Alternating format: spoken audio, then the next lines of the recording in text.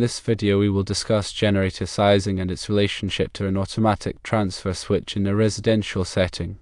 The core issue presented is whether a 15 kV amp generator paired with a 200 amp automatic transfer switch and a 200 amp service is a permitted installation according to electrical codes and specifically NEC 110.3b. The answer is definitively no. This installation is not permitted code-wise because the generator is not adequately sized for the automatic transfer switch. NEC 110.3b is a critical section to understand.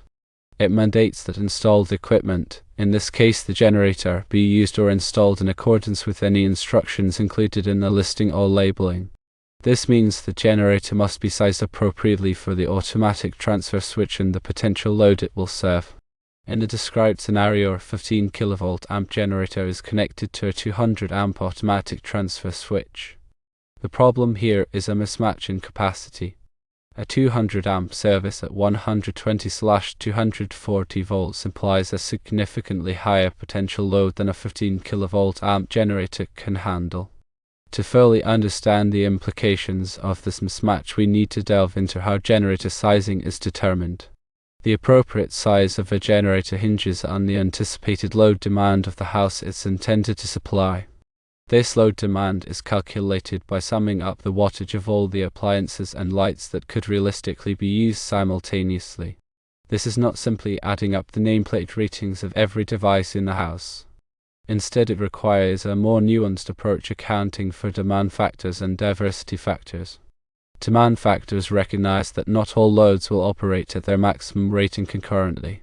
For example, an electric range might have a nameplate rating of 12 kilowatts, but it's unlikely that all burners and the oven will be on at full power simultaneously for extended periods.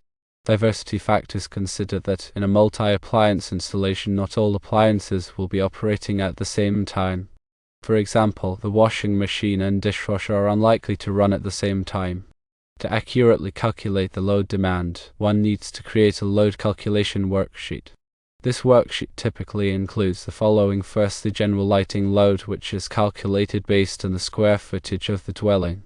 The NEC provides guidelines for determining the minimum lighting load per square foot.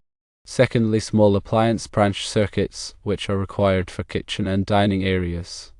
The NEC requires a minimum of 220 amp small appliance branch circuits for these areas. Thirdly, laundry branch circuits, which requires at least 120 amp laundry circuit. Fourthly, individual appliances, including the nameplate ratings of all significant appliances such as refrigerators, freezers, air conditioners, electric ranges, water heaters, and dryers.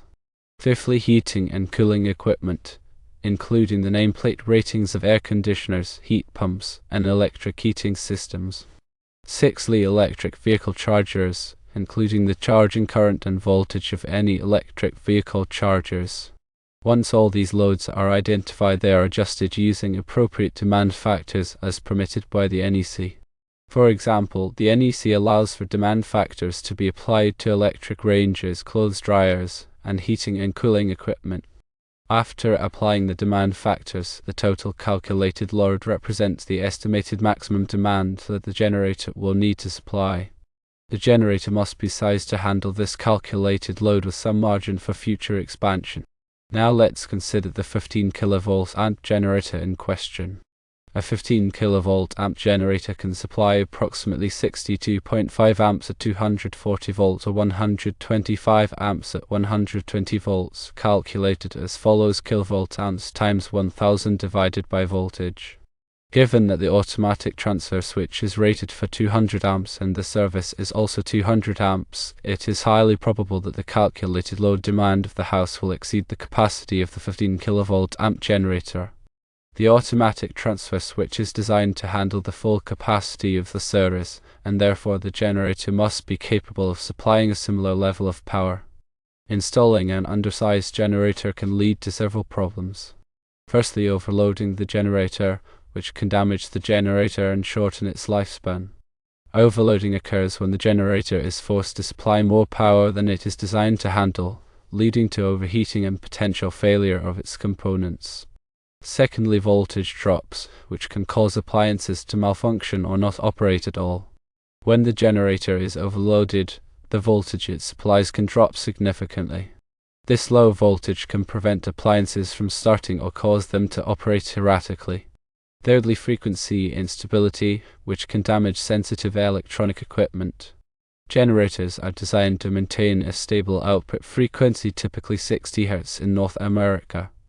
Overloading the generator can cause the frequency to fluctuate, which can damage sensitive electronic devices such as computers and televisions. Fourthly, nuisance tripping of circuit breakers, which can interrupt power to critical loads. Overloading the generator can cause circuit breakers to trip, interrupting power to essential circuits. Fifthly, premature failure of the generator, which can result in costly repairs or replacement.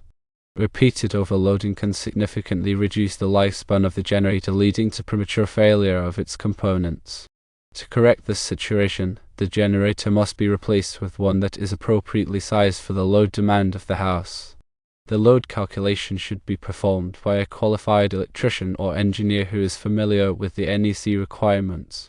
The generator should be sized to handle the calculated load demand with a safety margin to account for future expansion.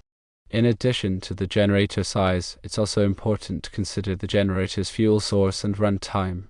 Generators can be powered by gasoline, propane, or natural gas. The choice of fuel depends on the availability of fuel and the desired runtime. Gasoline generators typically have a shorter runtime than propane or natural gas generators. It's also important to ensure that the generator is installed in accordance with all applicable codes and regulations. This includes proper ventilation, grounding, and wiring. The generator should be installed by a qualified electrician who is familiar with the NEC requirements. In summary, installing a 15 kV amp generator with a 200 amp automatic transfer switch on a 200 amp service is not a permitted installation because the generator is undersized. The generator must be sized to handle the calculated load demand of the house.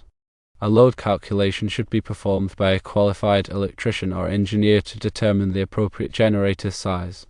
It's crucial to emphasize that adhering to manufacturer specifications as stipulated in NEC 110.3b is not merely a suggestion but a code requirement.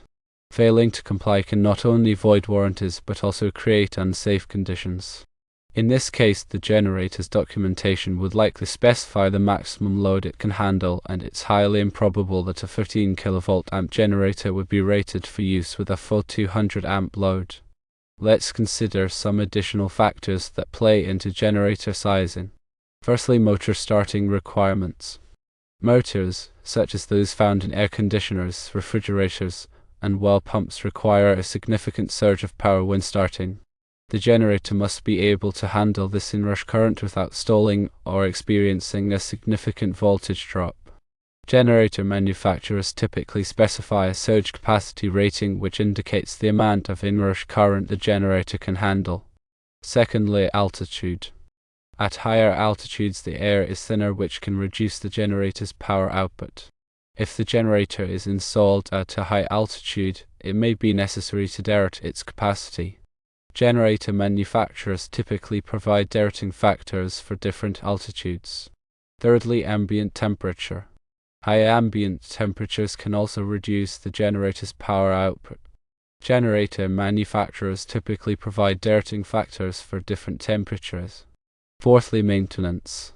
Regular maintenance is essential to ensure that the generator operates reliably. This includes changing the oil, cleaning the air filter, and inspecting the spark plugs. The manufacturer's instructions should be followed for maintenance procedures. Fifthly, transfer switch type. There are two main types of automatic transfer switches. Firstly, a closed transition transfer switch, which momentarily parallels the generator with the utility power during the transfer. Secondly, an open transition transfer switch, which breaks the connection with the utility power before connecting the generator. Closed transition transfer switches are more complex and expensive, but they provide a smoother transfer of power. The type of transfer switch used can affect the generator sizing requirements. Now, let's look at example scenarios illustrating the importance of accurate load calculations. Scenario 1: a small home with basic appliances. Suppose a small home has the following loads: general lighting 1000 watts, smaller appliance circuits 3000 watts, refrigerator 500 watts, electric water heater 4000 watts. Applying demand factors, the calculated load demand might be 7500 watts or 7.5 kilowatts. A 10 kilovolt amp generator would likely be sufficient for this home. Scenario 2: a large home with many appliances. Suppose a large home has the following loads: general lighting 2000 watts, small appliance circuit 6000 watts, refrigerator 500 watts, electric water heater 4000 watts, central air conditioner 5000 watts, electric range 8000 watts, electric dryer 5000 watts. Applying demand factors, the calculated load demand might be 20,000 watts or 20 kilowatts. A 25 kilovolt amp generator would likely be required for this home. Scenario 3: a home with electric vehicle charging. Suppose a home has the following loads: general lighting 1000 watts, small appliance circuits 3000 watts, refrigerator 500 watts, electric water heater 4000 watts, electric vehicle charger 7000 watts. Applying demand factors, the calculated load demand might be 14,000 watts or 14 kilowatts. An 18 kilovolt amp generator would likely be required for this home. These scenarios demonstrate the importance of performing an accurate load calculation to determine the appropriate generator size. Remember that the NEC provides guidelines and requirements for load calculations, and it's crucial to consult with a qualified electrician or engineer to ensure compliance. Additionally, consider future load growth. It's wise to select a generator that has some extra capacity to accommodate future load increases. For example, if you plan to add an electric vehicle charger in the future, you should factor that into the generator sizing calculation. Another aspect to consider is the generator's starting capability. Some appliances, such as air conditioners and refrigerators, require a large surge of power when they start. The generator must be able to handle the surge without stalling or experiencing a significant voltage drop. Generator manufacturers typically specify a surge capacity rating which indicates the amount of inrush current the generator can handle.